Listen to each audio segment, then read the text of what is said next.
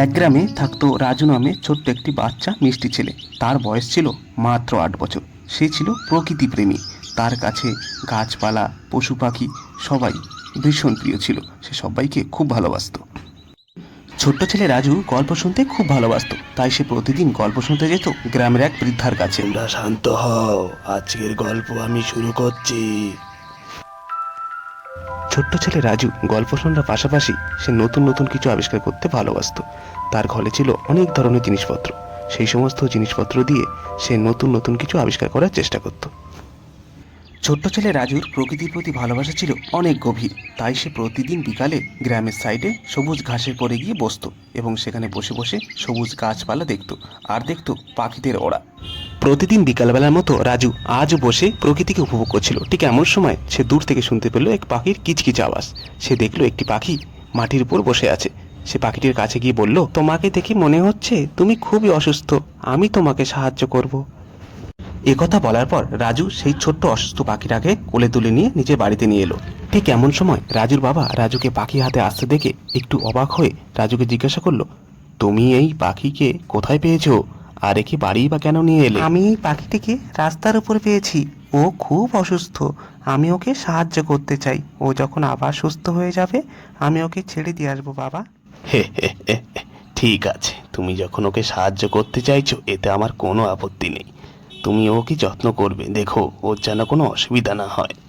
একথা বলার পর রাজুর বাবা সেখান থেকে চলে যায়। বাবার মুখ থেকে এই সমস্ত কথা শোনার পর রাজু আনন্দে নাচতে থাকে, আর রাজুকে নাচতে দেখে পাখিটিও নাচতে থাকে। এইভাবে কেটে যায় বেশ কয়েকটা দিন। ছোট্ট ছেলে রাজু পাখিকে ভালো ভালো খাবার দিত, তাকে খুব যত্ন করত।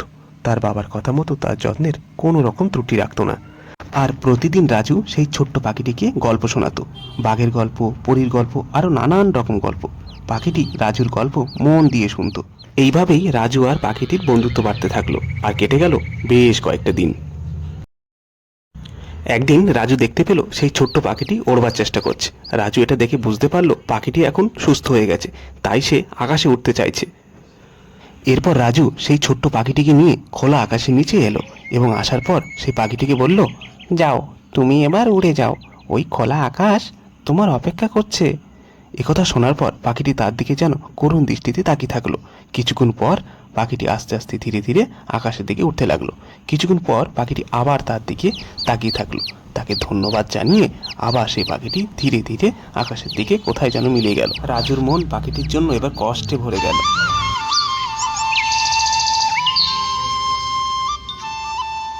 প্রতিদিন রাজু আসতো পাখিটির সঙ্গে দেখা করার জন্য, আর আসার পর সে আকাশের দিকে অনেকক্ষণ তাকিয়ে থাকতো।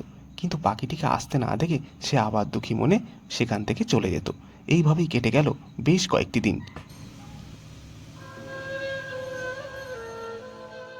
প্রতিদিনের মতো রাজু পাখিকে আসতে না দেখে দুঃখী মনে বসেছিল, আর মনে মনে ভাবছিল যে পাখিকে সে কি আর কখনো দেখতে পাবে না।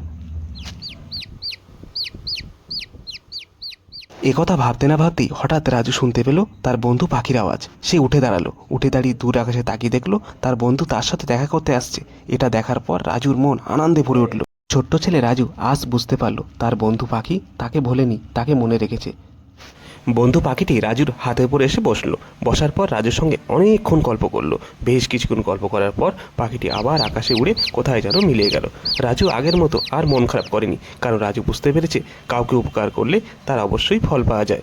রাজুর বন্ধু ছোট্ট পাখি সেখান থেকে চলে যাওয়ার পর রাজুও মনের আনন্দে নিজের বাড়ি ফিরে যায়।